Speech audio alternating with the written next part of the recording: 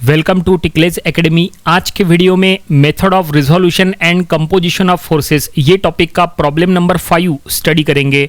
तो देखिए क्वेश्चन आपके सामने है, यहाँ पे एक डायग्राम दिया है यानी यही फोर्स सिस्टम दिया है और इसके लिए क्वेश्चन में लिखा है find the resultant for the given force system, also find the direction and position of resultant. तो चलो ये प्रॉब्लम हम सॉल्व करेंगे और ये प्रॉब्लम सॉल्व करने का टेक्निक वैसा ही रहेगा जैसा हमने इसके पहले के प्रॉब्लम्स में यूज किए थे। यहाँ पे ये जो सिस्टम दिया है ये है कॉन्करेंट कोप्लेनर फोर्स सिस्टम। यहाँ पे ये कॉन्करेंट फोर्स सिस्टम क्यों है? क्योंकि यहाँ पे चारों फोर्सेस एक सिंगल पॉइंट से पास हो रहे हैं। तो रूल के अकॉर्डिंग डेफिनेशन ये कहता है कि अगर सभी फोर्सेस एक सिंगल पॉइंट से पास होंगे तो ऐसे फोर्स सिस्टम को आप कॉन्करेंट फोर्स सिस्टम कह सकते हैं। तो अभी ये सिस्टम का हमें क्या फाइंड आउट करना है? रिजल्टेंट। रिजल्टेंट को आर से शो करते हैं, लेकिन रिजल्टेंट फाइंड आउट करने के लिए ये सिस्टम में यहाँ पे जितने भी फोर्सेस है उनका हमें समेशन करना है। हॉरिजॉन्टल फोर्सेस का समेशन, वर्टिकल फोर्सेस का समेशन, लेकिन यहाँ पे इंक्लाइंड फोर्सेस भी है। तो हम क्या करेंगे, सबसे पहले इंक्लाइंड फोर्सेस को हॉरिजॉन्टल वर्टिकल में कन्वर्ट करेंगे। कैसे कन्वर्ट किया जाता है देखो, ध्यान दो यहाँ पे। तो यहाँ पे जो इंक्लाइंड फोर्स है 800 न्यूटन एंड 500 न्यूटन, उसमें जो 500 न्यूटन है उसका एंगल ऑलरेडी गिवन है 50 डिग्री वर्टिकल के साथ।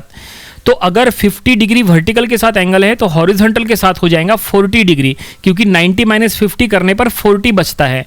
और अब देखो यहाँ पे एक 90 डिग्री का सिंबल है, तो 90 - 40 कर लो तो आपको ये एंगल मिल जाएगा 50 डिग्री, यानी 800 न्यूटन 50 डिग्री हॉरिजॉन्टल के साथ इंक्लाइन है। इसका मतलब ये होता है।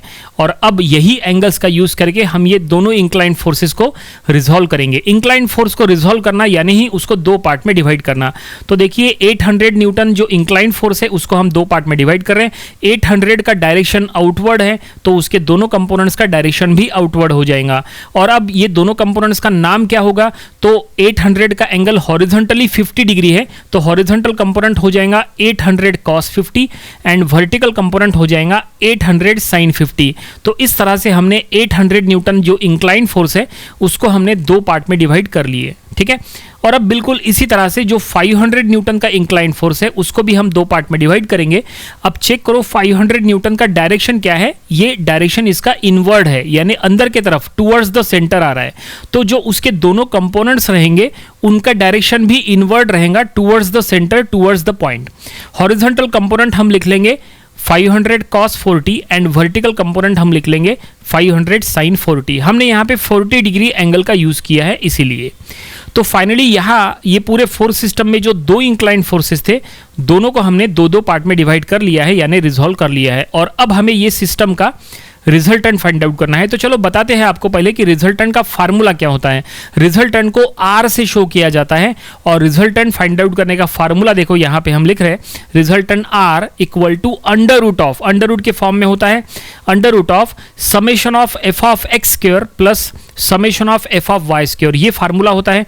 Summation of F of X यानी समेशन ऑफ हॉरिजॉन्टल फोर्सेस और summation of F of Y यानी समेशन ऑफ वर्टिकल फोर्सेस। तो चलो पहले ये दोनों हम यहाँ निकाल लेते हैं, ठीक है। उसके बाद हमें रिजल्टेंट आर मिल जाएगा। फिर हमें रिजल्टेंट का एंगल फाइंड आउट करना है। एंगल को हम थीटा कहेंगे। थीटा फाइंड आउट करने का फार्मूला यहाँ पे हमने लिखा है tan inverse of summation of F of Y by summation of F of X. तो यहाँ पे आपको क्या चाहिए? देखो फार्मूलीज चाहिए। ये देखो ये जो फार्मूलीज आपके सामने दिख रहे हैं ये हमने फर्स्ट लेक्चर में लिए थे, तो ये वीडियो आप देख लीजिएगा। इसमें आपको मैग्नेटिक डायरेक्शन पोजिशन के फार्मूलीज मिल जाएंगे। तो ये फार्मूलीज काफ़ी इंपॉर्टेंट रहेंगे, हर प्रॉब्लम में हमें इन्हीं का यूज़ करना है।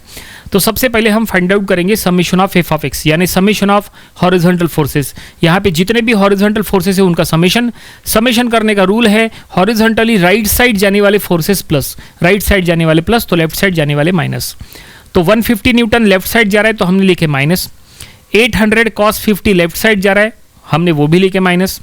500 cos 40 राइट साइड जा रहा है तो हमने लिखे प्लस, ठीक है। और अब ये कैलकुलेशन हम कैलकुलेटर में करेंगे तो इसका आंसर आएगा -281.207 न्यूटन। कैलकुलेटर डिग्री मोड में होना चाहिए तो ही ये आंसर आएगा, नहीं तो आंसर रॉन्ग आएगा। तो ये हमने summation of F of X कर लिए। चलो अब summation of F of Y find out करेंगे, यानी समेशन ऑफ वर्टिकल फोर्सेस।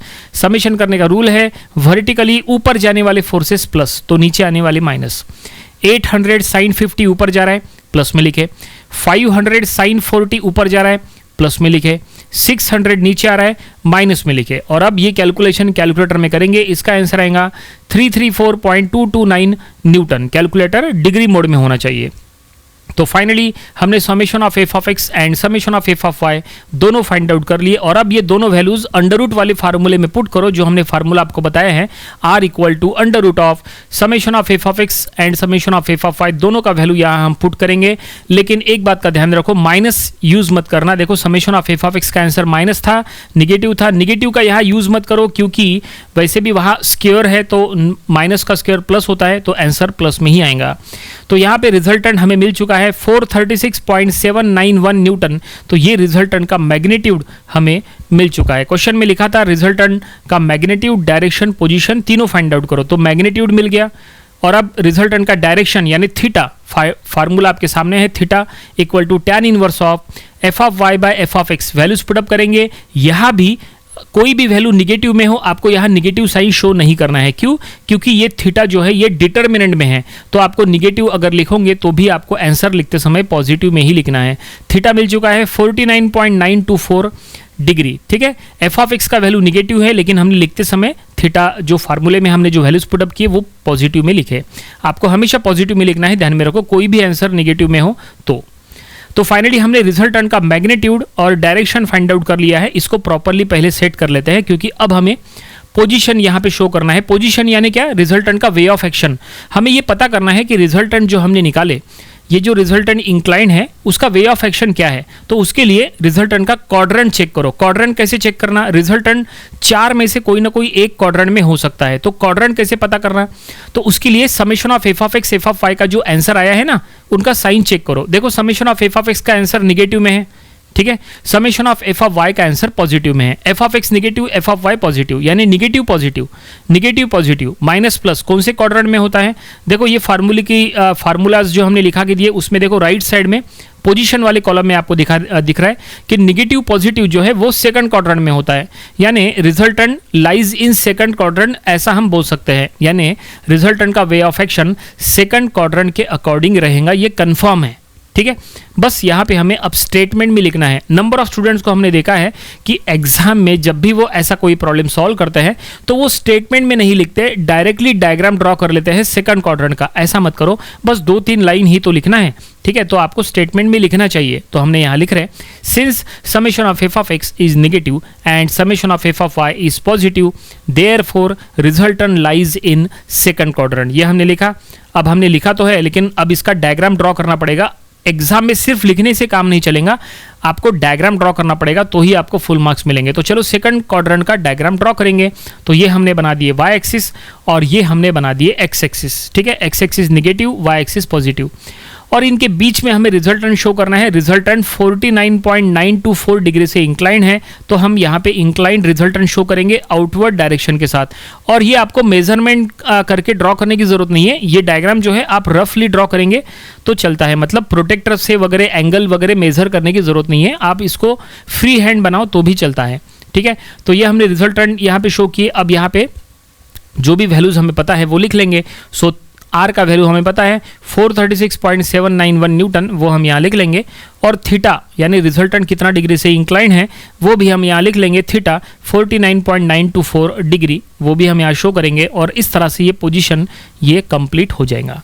तो फाइनली क्वेश्चन में जो लिखा था, क्वेश्चन में लिखा था फाइंड द रिजल्टेंट, हमने रिजल्टेंट का मैग्नीट्यूड फाइंड आउट करें 436.791। क्वेश्चन में लिखा था also find the direction and position, direction यानी रिजल्टेंट का एंगल 49.924 डिग्री से इंक्लाइन है। और रिजल्टेंट का पोजीशन यानी रिजल्टेंट का वे ऑफ एक्शन वो भी हमने यहाँ क्वाड्रेंट में शो किया है, सेकंड क्वाड्रेंट में। और फाइनली प्रॉब्लम यहीं पे कंप्लीट हो गया। आई होप आपको ये पूरा प्रॉब्लम कैसे हमने सॉल्व किए, कैसे फार्मूलीज का यूज़ किए, कैसे इंक्लाइन फोर्सेस को रिजॉल्व किए, सब कुछ ये आपको समझ में आया होगा। ये प्रॉब्लम आपको अपनी प्रैक्टिस बुक में ज़रूर से सॉल्व करके देख लेना चाहिए। तो ये था method of resolution and composition of forces, ये टॉपिक का प्रॉब्लम नंबर 5। इसके पहले के 4 प्रॉब्लम्स वो भी आपको स्टडी कर लेना चाहिए और इसके आने वाले दिनों में हम इसके और भी नंबर ऑफ प्रॉब्लम स्टडी करेंगे ताकि इसकी और अच्छे से प्रैक्टिस हो जाए। तो मिलते हैं नेक्स्ट वीडियो में।